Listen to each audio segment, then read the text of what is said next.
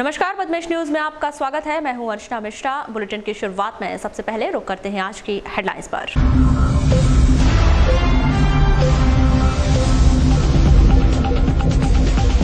Trauma centre के septic tank chamber में मिला नवजात का शव। टैंक साफ करने के दौरान शव की मिली जानकारी। अस्पताल प्रबंधन की लापरवाही हुई उजागर। धार्मिक परंपराओं के साथ मनाया गया कजरी पर्व। ग्रामीण अंचलों में धूमधाम से निकाली गई शोभा यात्रा। कजरी विसर्जन के बाद शुरू हुआ बधाइयों का दौर। मंगलवार को प्राइवेट स्कूल रहेंगे बंद। प्राइवेट स्कूल एसोसिएशन ने किया बंद का आह्वान। एक वृद्ध की कुल्हाड़ी के हत्थे से की गई हत्या। दामाद ने ही उतारा मौत की घाट। मछारा टोला भरवेली की घटना, आरोपी फरार। नवनियुक्त डीआरएम का हुआ नगर आगमन। रेलवे की व्यवस्थाओं का लिया जायजा। अधिकारियों को दिए आवश्यक दिशा निर्देश। और बूढ़ीवासी आगामी चुनाव में दबाएंगे नोटा बटन। जर्जर सड़क के निर्माण न होने से उपजा आक्रोश। और अब समाचार विस्तार से।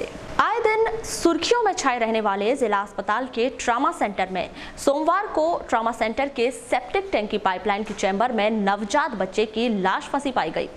यह नवजात बच्चे के शव बिरसा क्षेत्र के किसी महिला की बताई गई है। महिला की भी इस ट्रॉमा सेंटर में मौत हो जाना बताया जा रहा है। सफाई कर्मचारी रजक पंसरिया और सफाई सुपरवाइजर चमन ने बताया कि बाथरूम ब्लॉक था, जिसे चेक करने जब पत्थर हटाया गया तो पाइपलाइन में बच्चा फंसा हुआ था। जी, मैं ऊपर बाथरूम ब्लॉक था तो मैं नीचे चेक करने आया था तो ये पत्थर हटा के देखा तो ये पाइपलाइन पे बच्चा फंसा हुआ था। तो मैंने तुरंत अपने सुपरवाइजर को कॉल करके सूचना दी और उनको बुलाई और इसी बात पर कार्रवाई करी। किसका शव है? अब ये पता नहीं सर मुझको। मेरे कर्मचारी ने फ़ोन करके बताया कि एक छोटे बच्चे की, नवजात शिशु की कपड़े में लटकी हुई डेड बॉडी मिली है। तो मैं आके देखा तो छोटे बच्चे की एक लाश मिली जो बाथरूम की पाइपलाइन में फंसी हुई थी। ये कैसे मालूम हुआ कि वहाँ पर लाश फंसी हुई बच्चे की? मेरे जो सफाई कर्मचारी है उनने बताया। मैं जिला चिकित्सालय में सफाई सुपरवाइजर हूँ। तो आज सफाई चालू थी क्या? हाँ, सफाई चालू थी। किस वजह चालू की थी? शाम को भाई चौक हो गया था। पाइपलाइन चौक पाइपलाइन चौक हो गई थी तो मैं उसको चेक करने आया था। पाइपलाइन में चमन लीला। इस मामले में आरएमओ अरुण लांजेवार का कहना है कि पिछले कुछ दिनों से पाइपलाइन जाम थी। अभी कुछ दिनों से शिकायत आ रही थी कि ट्रॉमा सेंटर की जो पाइपलाइन है, तो वहाँ का जो ड्रेनेज सिस्टम है जिससे पानी बाहर निकलता है, पाइपलाइन चौक हो गई है। हमने अपने यहाँ के कर्मचारी जो वर्कर हैं उन लोग को बोला कि देखो भाई पाइपलाइन ठीक करवाओ। और अभी मुझे पता चला कि वहाँ की जब पाइपलाइन को खोला तो वहाँ से एक नवजात शिशु जो मृत है उसका शव सामने आया है। ये तो अभी अज्ञात में है, इसकी जांच करके पता चलेगा कि किसका शव है, कहाँ से आया, कैसा है, बच्चा मृत है, इसकी जांच करनी पड़ेगी। इस संदर्भ में अस्पताल चौकी प्रभारी कोमेंद्र गौतम द्वारा आवश्यक जानकारी दी गई। अपनी विभिन्न मांगों को लेकर प्राइवेट स्कूल एसोसिएशन ने मंगलवार को जिले के सभी प्राइवेट स्कूलों को बंद रखने का फैसला लिया है। इस संदर्भ में विभिन्न ब्लॉकों में बैठक आयोजित कर निर्णय लिया गया। संगठन के पदाधिकारियों की माने तो तमाम प्राइवेट स्कूलों के संचालकों ने उनकी इस सांकेतिक हड़ताल का समर्थन किया है। वहीं उन्होंने यह भी स्पष्ट किया है कि यदि उनकी मांगों पर विचार नहीं किया गया तो 5 सितंबर से वे अनिश्चितकालीन हड़ताल के लिए निकल जाएंगे। भरवेली के ग्राम मझारा टोला में एक वृद्ध को उसके दामाद ने कुल्हाड़ी के हत्था से मारकर गंभीर रूप से घायल कर दिया। घायल जीवन बरकड़े को उपचार के लिए जिला अस्पताल ले जाते वक्त उसकी मौत हो गई। वहीं भरवेली पुलिस ने मृतक की लाश बरामद कर उसका पोस्टमार्टम करवाकर शव परिजनों को सौंप दिया। 27 अगस्त को इस वारदात को अंजाम देने के बाद जीवन बरकड़े का दामाद फूल सिंह धुर्वे फरार है। गोविंद कहाँ रहते हैं? मंझारा। ये कौन थे आपके भाई? क्या नाम था इनका? जीवन। अच्छा, कैसे क्या हुआ था इनके साथ? हाँ, कुछ नहीं हुआ। वो जवाई मैं तो था नहीं इस पार्ट पे, हैं। जवाई मतलब उसके साथ क्या हुआ क्या नहीं पता नहीं, ये भी अकेला था अपने कमरे में, ये भी उसको खींच के बाहर निकाल के जैसे इसने माँ वो कहा है, तो थोड़ी देर बाद मैं दौड़ा है, तो वो गिरा था, तो उसको उठा के मैंने इधर रखा। कितने बजे की बात है? हाँ समय पता नहीं जी, अभी सुबह 6 मतलब 10-11 बजे। क्या तो घर पे यहीं पे रहता था, क्या घर पे रहता था क्या जवाई? क्या घर? हाँ घर है, दोनों जवाई ससुरे के पास में कमरे हैं। तो घर जवाई था मतलब? हाँ घर जवाई नहीं था, शादी हो गई थी, लेकिन अब वो उधर यही मकान दोनों। भरवेली पुलिस ने इस व्यक्ति के खिलाफ हत्या का मामला दर्ज कर उसकी तलाश शुरू कर दी है। मैं थाना भरवेली पे सब इंस्पेक्टर के पद पर पदस्थ हूँ। आज सर एक घटना हुई थी आपका मजारा टोला में, एक व्यक्ति ने अपने ससुर को मार दिया। सर क्या मामला था पूरा? जीवन बरकड़े करके एक व्यक्ति है, 57 साल के करीब उम्र है, मजारा टोला में। उसका दामाद करीब 15 साल से उसी के यहाँ रह रहा था, जो कि पादरीगंज थाना चांगुटोला का रहने वाला है। किसी बात को लेकर सुबह झगड़ा विवाद हुआ है शायद, और उसने कुल्हाड़ी से अपने ससुर की हत्या कर दी है, और आगे कार्रवाई जारी है। सर क्या आरोपी का नाम क्या सर? आरोपी गिरफ्तार हो चुका है? आरोपी अभी गिरफ्तार नहीं हुआ। फूल सिंह ध्रुवे है, निवासी पादरीगंज का, और 15 वर्ष से वो ससुर के घर में ही रह रहा था। किन किन धाराओं के तहत कार्रवाई की जाएगी सर? प्रथम दृष्टया अभी 302 का ही मामला है, आगे देखते हैं विवेचना में क्या आता है। आरोपी की गिरफ्तारी होगी सर? अभी पता से जारी है, टीम लगा रखी है ढूंढने के लिए। जल्द गिरफ्तारी होगी? जी जल्द गिरफ्तारी होगी। बालाघाट से जबलपुर ट्रेन की सुविधा यात्रियों को कब तक मुहैया करा दी जाएगी, इस पर अभी भी असमंजस बना हुआ है। रेलवे के तमाम वरिष्ठ अधिकारियों व डीआरएम द्वारा मार्च 2019 तक बालाघाट से जबलपुर ट्रेन सेवा शुरू किए जाने की बात कही जा रही है, लेकिन इस दिशा में अब तक रेलवे विभाग द्वारा कोई भी सकारात्मक जवाब नहीं दिया गया है। वहीं इस दिशा में पहल के लिए अक्सर वरिष्ठ अधिकारियों का बालाघाट आना जाना लगा रहता है। इसी बीच डीआरएम बनने के बाद पहली बार शोभना बंदोपाध्याय स्पेशल ट्रेन से बालाघाट पहुंची, जिन्हें रेलवे मंडल के कई वरिष्ठ अधिकारियों के साथ बालाघाट रेलवे स्टेशन का निरीक्षण किया। अपने इस निरीक्षण में उन्होंने रेलवे स्टाफ से मुलाकात कर सीसीटीवी कैमरे, पानी, महिला व दिव्यांग शौचालय, स्टेशन की साफ सफाई, पार्किंग व्यवस्था सहित रेलवे परिसर की अन्य जगहों व व्यवस्थाओं का निरीक्षण किया।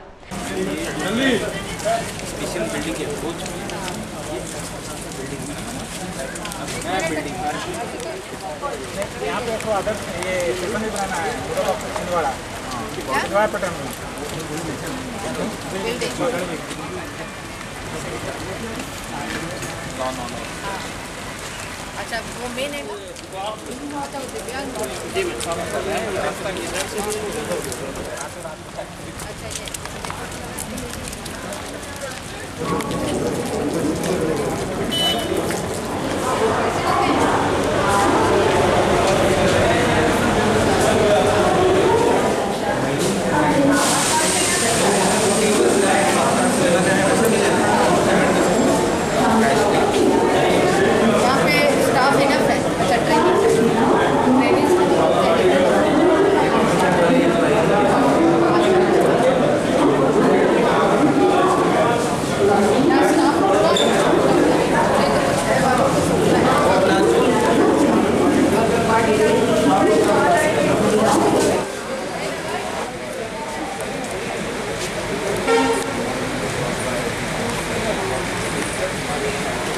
निरीक्षण के दौरान कटंगी क्षेत्र के कुछ युवाओं ने डीआरएम शोभना बंदोपाध्याय से मुलाकात की, जिसमें उन्होंने 2 वर्ष पूर्व रेलवे में गई जमीन का अब तक मुआवजा न मिलने व कटंगी रेलवे स्टेशन में सुविधाओं की कमी होने की बात कही, जिस पर डीआरएम शोभना बंदोपाध्याय ने जल्द ही उनकी शिकायत दूर किए जाने की बात कही।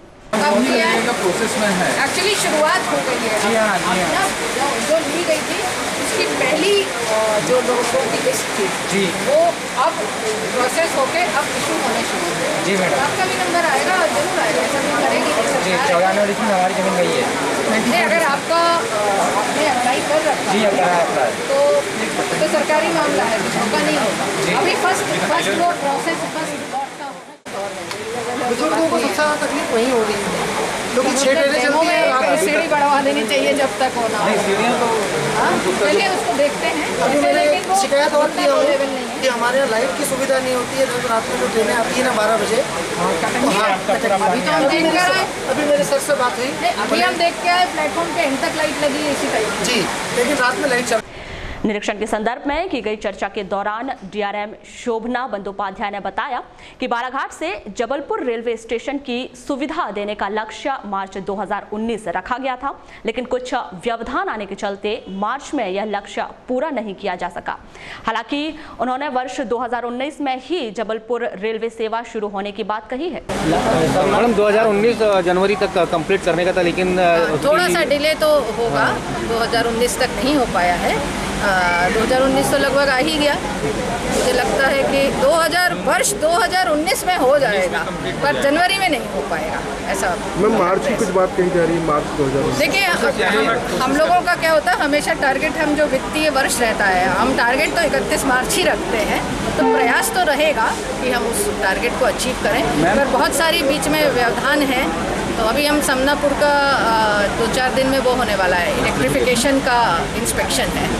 ऐसा है कि देखिए कहीं पर भी जो कॉन्ट्रैक्ट और ये सब जहाँ गड़बड़ होते हैं वो लीगल मैटर्स होते हैं, उनको ऐसे रातों रात तो वो नहीं, मतलब उस प्रोसेस को कंप्लीट करके फिर नई एजेंसी को दिया जाता है जनवरी से पेंडिंग। अच्छा, बरसात का तो ऐसा है कि बरसात में ये आउटडोर वर्क्स की गति वैसे ही धीमी हो जाती है। जैसे आप जानते हैं मिट्टी वगैरह जो है वो पानी में वो होती है, तो जब बेटर वर्किंग सीजन आएगा सितंबर के बाद तो फिर उस वर्क को पिकअप कर पाएंगे। तो निर्माण विभाग करता है हमारे यहाँ, रेलवे के अलग अलग विभाग हैं, पर उनका कार्य यही है, उनको टारगेट भी मिला है, तो बिल्कुल प्रयास करेंगे। अगर एक एजेंसी ख़त्म हो गई है तो नई एजेंसी फिक्स करेंगे जो भी।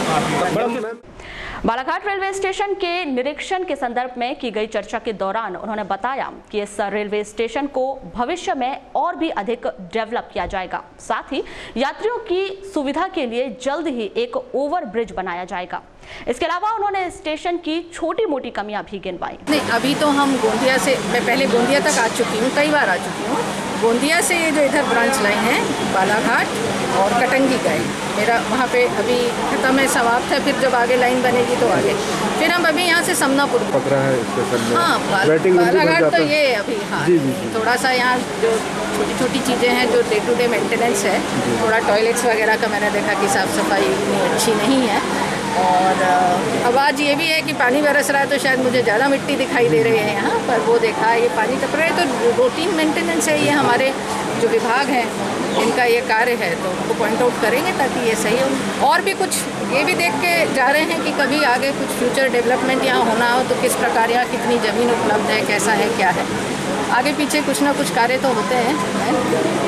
मैम काफ़ी सीधी सेवा की बहुत मांग होती है यहाँ पे बालाघाट, मतलब बालाघाट से रायपुर और बालाघाट से नागपुर की। बालाघाट से रायपुर और नागपुर, तो वो तो आपको वाया गोंदिया ही रास्ता मिलेगा। सीधी ट्रेन के लिए बोलते हैं, सीधी ट्रेन। हाँ, ट्रेन तो देखिए वो एक्चुअली हम डिविजनल लेवल पे नहीं तय करते हैं, हमारे जो भी प्रपोजल्स होते हैं या लोगों की जो मांग होती है वो हम ऊपर तक अपने रेलवे बोर्ड तक पहुंचाते हैं। फिर उनकी फीजिबिलिटी यानी वो किस हद तक सूटेबल है नहीं है, वो सब जांच परख के बजट में अनाउंस होती है। तो आप लोगों ने डिमांड करी होगी तो हमारा जो मतलब मेरी ये दायित्व। मध्य प्रदेश के कालातीत किसानों को लाभान्वित किए जाने के उद्देश्य से सरकार ने ऋण समाधान योजना लागू किया है। प्रदेश के ऐसे किसान जिन्होंने पिछला कृषि ऋण नहीं चुकाया है और डिफॉल्टर की सूची में आ गए हैं, उन किसानों को इस योजना के माध्यम से लाभ दिया जाएगा।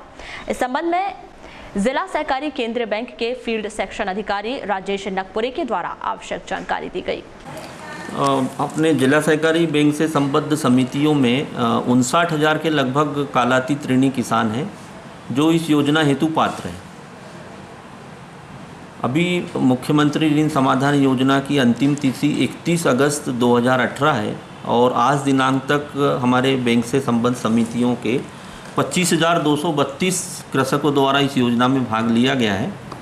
59,000 किसानों पर लगभग 103 करोड़ रुपए बकाया मूलधन था और 25,232 किसानों द्वारा 39 करोड़ 47 लाख की राशि जमा की गई है और 31 जुलाई तक इसमें अभी राशि जमा होना शेष है। सर और कितने किसान हैं जो अभी तक जमा नहीं कर पाए हैं? 59,000 में से 25,000 किसानों द्वारा भाग लिया गया है, तो अभी जो है लगभग 33,000 किसान इसमें बाकी है जो योजना में भाग नहीं लिए हैं। कितना ब्याज लेना है सर उनसे?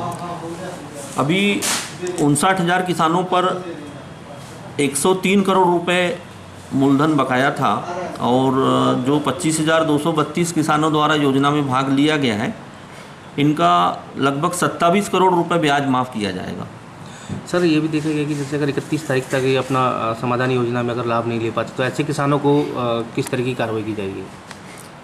ये योजना बहुत ही अच्छी है, इसमें किसानों का 100% ब्याज माफ़ किया जाना है। 50% वारासिवनी से खैरलांजी की ओर जा रही यात्री बस सिंगौड़ी पंचायत स्थित ITI के पास खड़े हुए ट्रक से टकरा गई। इस सड़क हादसे में आधा दर्जन से अधिक लोग घायल हो गए। वहीं गंभीर तौर पर घायल झरिया निवासी गीता चौधरी, मोनू डहारे, अत्री हेटी निवासी प्रियंका कटरे को वारासिवनी के सिविल अस्पताल में भर्ती किया गया है। वहीं करिश्मा रिनायत को मामूली चोटें आई हैं।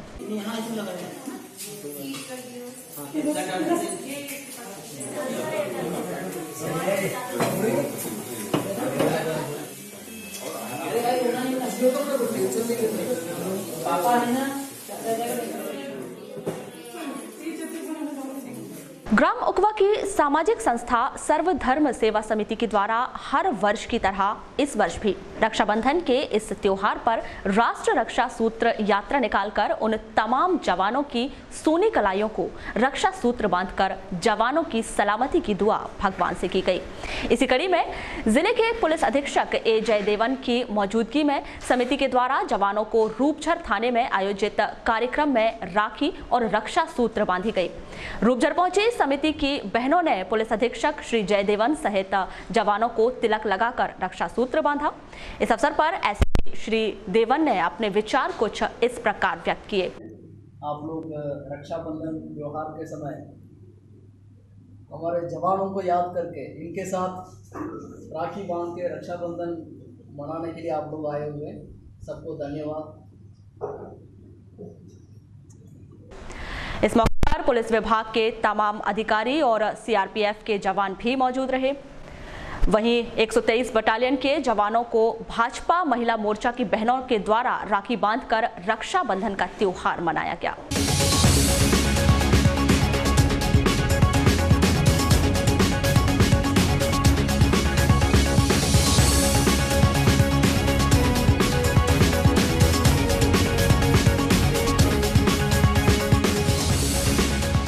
नया सराफा बाजार स्थित पिपलेश्वर महादेव मंदिर में सावन के पावन अवसर पर भगवान भोलेनाथ का पूरे महीने रुद्राभिषेक किया गया। महीने भर चले इस आयोजन की समाप्ति पर सोमवार को ज्योति कलश का विसर्जन बाजे गाजे की धुन के साथ किया गया, जिसमें श्रद्धालुओं ने बढ़ चढ़कर हिस्सा लिया।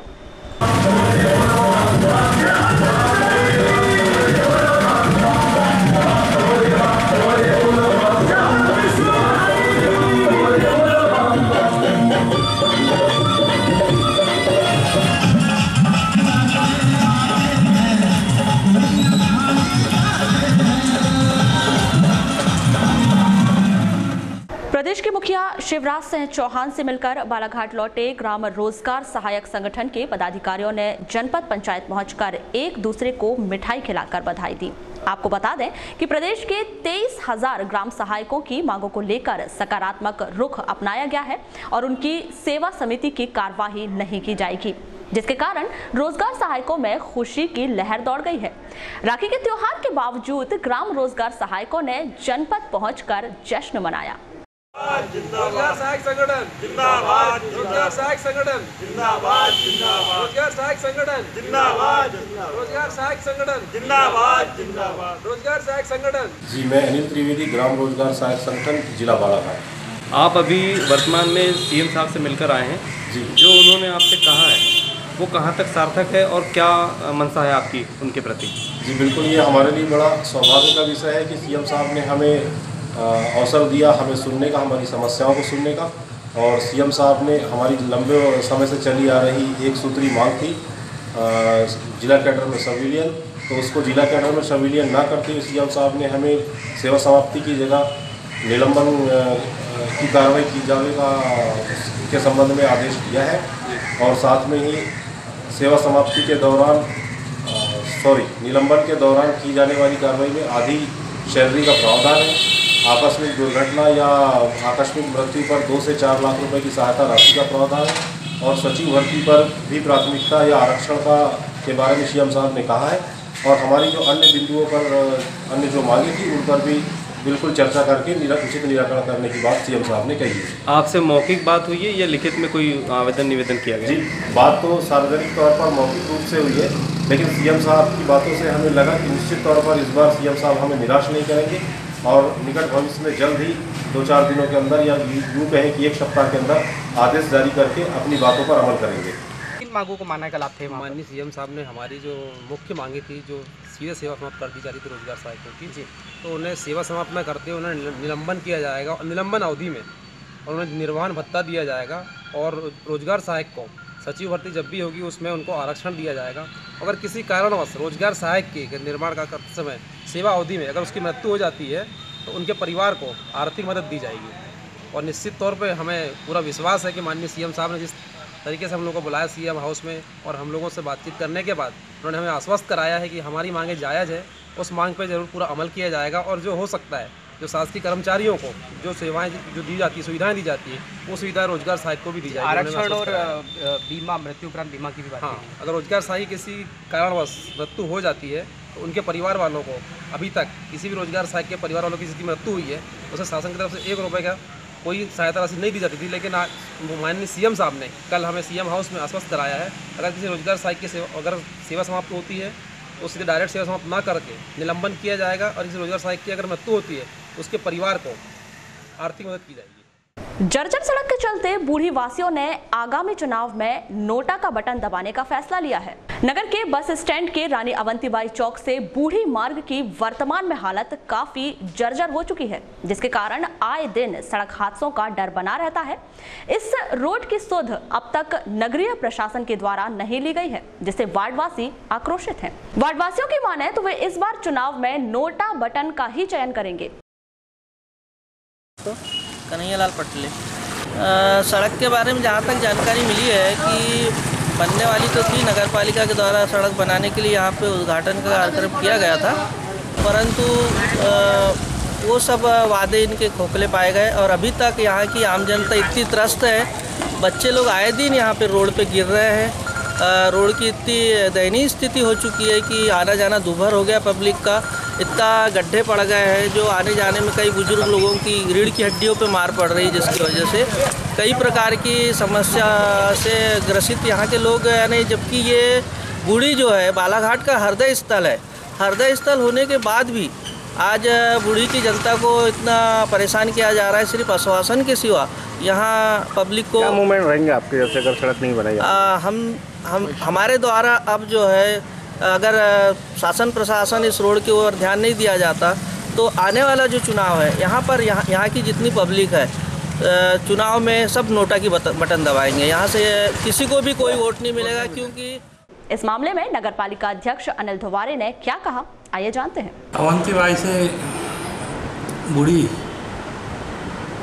साबरमती तक की जो रोड सीमेंट कंक्रीट रोड का टेंडर हो गया है और टेंडर मोदी कंस्ट्रक्शन कंपनी को मिला है और भोपाल से भी टीएलसी की बैठक की वहाँ से भी पास हो गया। उसको वित्तीय स्वीकृति के लिए हमने भोपाल भेजना है और जैसे वित्तीय स्वीकृति हो जाती है 8-10 दिन के अंदर हम काम चालू कर करके रोड बनाने की प्रक्रिया को शुरू कर दिया जाएगा। प्रतिवर्ष के अनुसार इस वर्ष भी जिला मुख्यालय के ग्रामीण क्षेत्रों में भुजलियों का पर्व हर्षोल्लास व धूमधाम के साथ मनाया गया। रक्षाबंधन के दूसरे दिन मनाए जाने वाले इस पर्व में 1 सप्ताह तक जवारों की पूजा करने के बाद विभिन्न जलाशयों में उनका विसर्जन किया गया। नगर के वार्ड नंबर 4 देवटोला और ग्राम आंवलाझरी में भी सोमवार को इस पर्व की धूम देखी गई, जहां विसर्जन के लिए लाए गए भुजलियों की विसर्जन स्थल पर पूजा अर्चना की गई। साथ ही बीच में भुजलियों को रखकर महिलाओं ने भुजलियों के आसपास घूमकर पारंपरिक गीत गाए और जवारों को एक दूसरे को भेंट कर छोटों ने बड़ों के पैर छूकर एक दूसरे को भुजलिया पर्व की बधाइयां दी, जिसके बाद पूजा पाठ कर जलाशयों में इन भुजलियों का विसर्जन किया गया।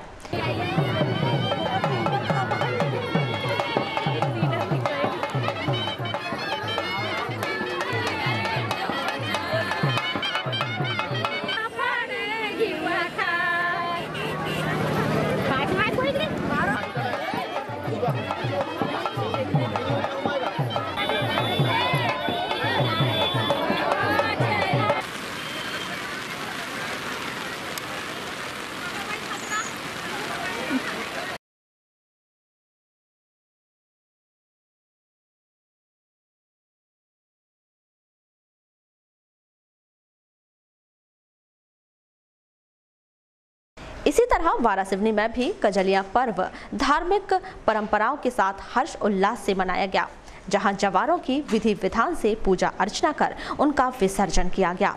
इसके बाद लोगों ने एक दूसरे को इस पर्व की बधाइयां दी। श्री सद्गुरु कबीर गोष्ठी समाज उन्नति परिषद के तत्वाधान में सोमवार को शोभा यात्रा निकाली गई। जीवंत झांकियां प्रमुख आकर्षण का केंद्र रहीं। इस शोभा यात्रा में क्षेत्रीय विधायक डॉक्टर योगेंद्र सिंह निर्मल, पूर्व विधायक प्रदीप जायसवाल सहित वरिष्ठ जनप्रतिनिधि शामिल हुए।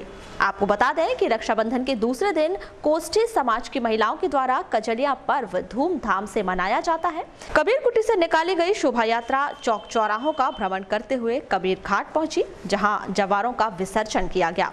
इसके बाद भुजली मिलन समारोह का आयोजन किया गया। वहीं इस अवसर पर श्री सद्गुरु कबीर गोष्ठी समाज उन्नति परिषद के युवाओं ने कजलिया पर्व के अवसर पर बाइक रैली निकाली।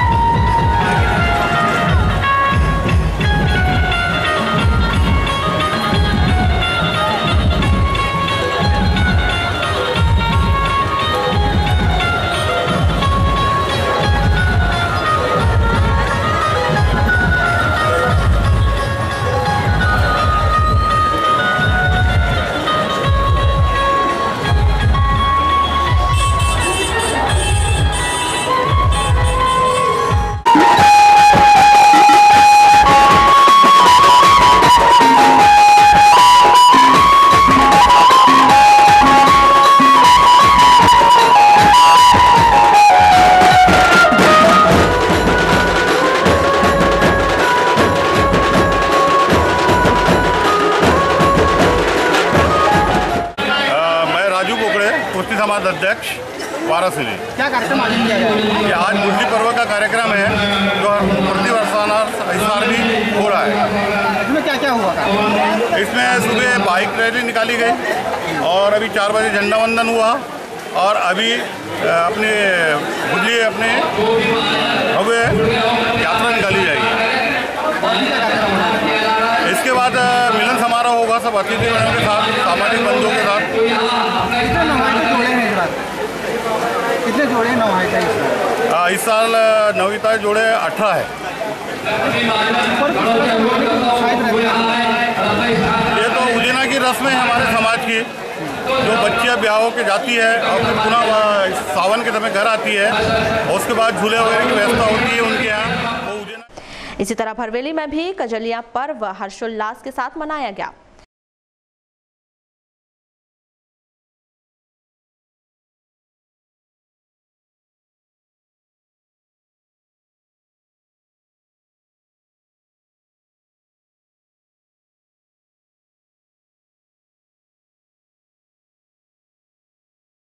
लालबर्रा क्षेत्र में कजलिया पर्व की धूम रही। लालबर्रा के मुख्य बाजार में स्थित सुधीर जैन की दुकान में कजलिया पर्व के अवसर पर आल्हा उदल की वीर गाथाओं का गायन किया गया।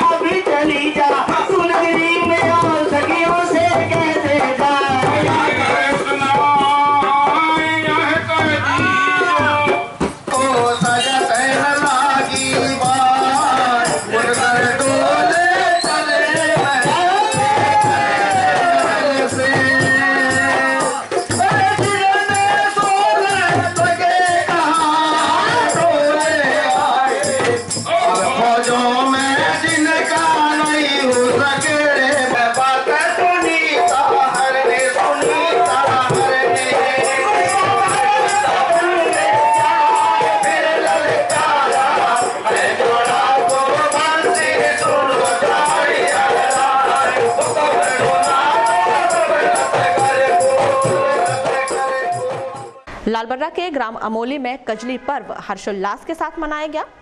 बजरंग मंदिर प्रांगण से पूजा अर्चना के बाद सभी ग्रामीण जन सर्राटी नदी के तट पर पहुंचे, जहां विधि विधान से गजलियों का विसर्जन किया गया और सभी ने एक दूसरे को इस पर्व की बधाइयां दी।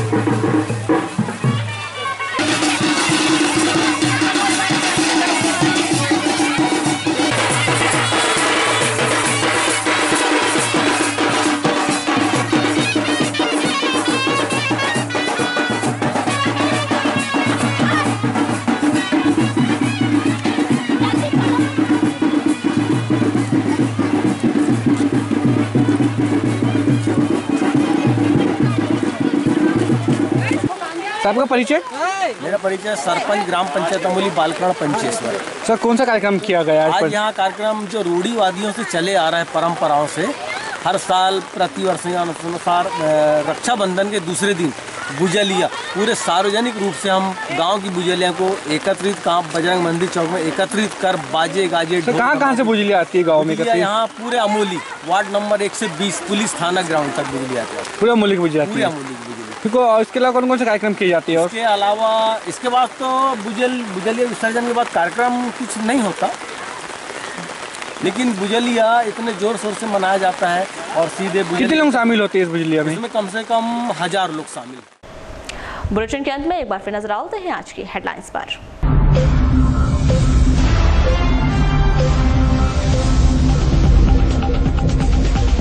ट्रॉमा सेंटर के सेप्टिक टैंक चैम्बर में मिला नवजात का शव। टैंक साफ करने के दौरान शव की मिली जानकारी, अस्पताल प्रबंधन की लापरवाही हुई उजागर।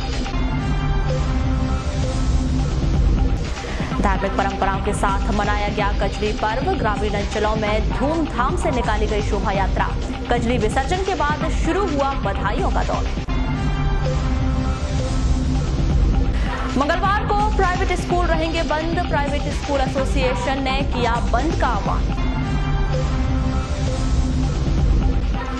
एक वृद्ध की कुल्हाड़ी के हत्थे से की गई हत्या, दामाद ने ही उतारा मौत की घाट। मछारा टोला भरवेली की घटना, आरोपी फरार।